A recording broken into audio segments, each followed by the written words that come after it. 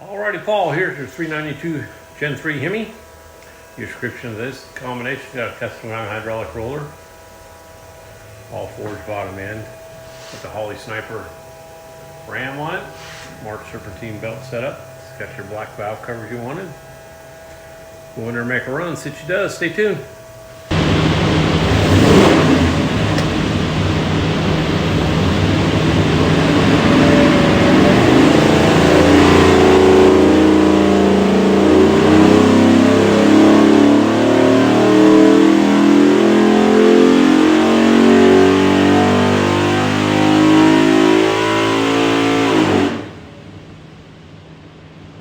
Okie doke, 3,800, 433 foot-pounds of torque, peak torque's 501, peak horsepower 474. We're rated at 550, it's got a front end on it, so it runs really good. It's a new AFR head on it.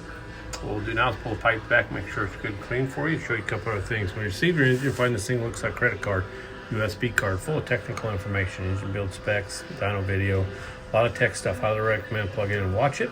On the engine will be this tag.